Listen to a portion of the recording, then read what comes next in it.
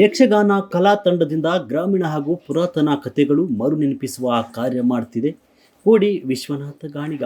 ಹೌದು, ಯಕ್ಷಗಾನ ಪ್ರದರ್ಶನ ಕಲಾ ತಂಡದಿಂದ ಗ್ರಾಮೀಣ ಹಾಗೂ ಪುರಾತನ ಕಥೆಗಳು ಮರು ನೆನಪಿಸುವ ಕಾರ್ಯ ಮಾಡ್ತಿರುವುದು ಸಂತಸ ತಂದಿದೆ ಅಂತ ಜಿಲ್ಲಾ ರಾಜ್ಯೋತ್ಸವ ಪ್ರಶಸ್ತಿ ಪುರಸ್ಕೃತರು ಕೋಡಿ ವಿಶ್ವನಾಥ್ ಗಾಣಿಗೆ ತಿಳಿಸಿದರು.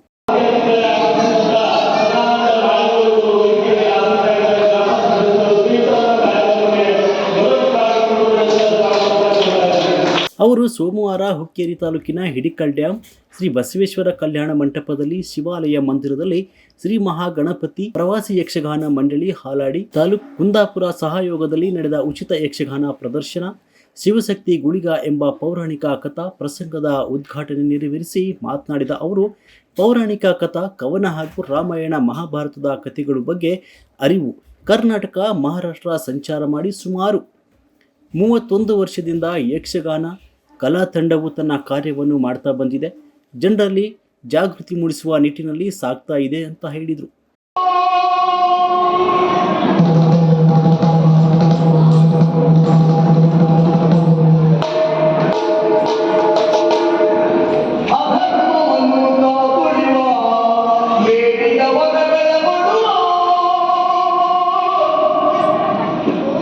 ಈ ಸಂದರ್ಭದಲ್ಲಿ ಕರ್ನಾಟಕ ರಾಜ್ಯ ಮಕ್ಕಳ ಸಾಹಿತ್ಯ ಪರಿಷತ್ತು ಹುಕ್ಕೇರಿ ತಾಲೂಕು ಘಟಕದ ಅಧ್ಯಕ್ಷರು ಹಾಗೂ ಮಕ್ಕಳ ಸಾಹಿತಿ ಡಾಕ್ಟರ್ ಪ್ರಕಾಶ್ ಹೊಸಮನಿ ಇವರನ್ನು ಕೋಡಿ ವಿಶ್ವನಾಥ್ ಗಾಣಿಗ ಸನ್ಮಾನಿಸಿದರು.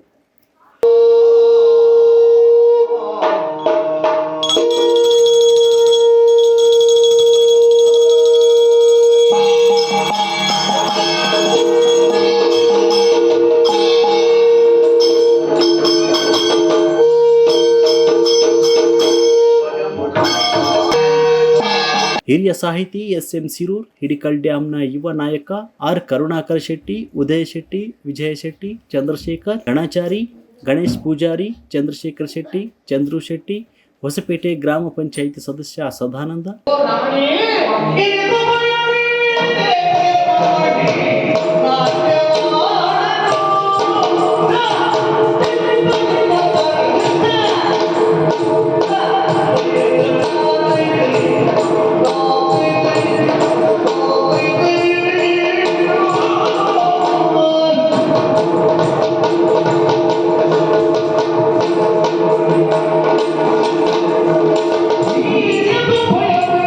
ಮಾಳ್ಯಾಗೋಡ್, ಎಚ್.ಬಿ. ನಾಗಪ್ಪಗೋಡ್, ಮಲ್ಲಪ್ಪ ಸಾರವಾಡಿ, ಶ್ರೀಧರ್ ನಾಯ್ಕ್, ಬಸವರಾಜ್ ವಾಳೇದ್, ರಮೇಶ್ ನಾಯ್ಕ್, ಸಲೀಂ ಮುಲ್ಲಾ ಮುಂತಾದವರು ಉಪಸ್ಥಿತರಿದ್ದರು.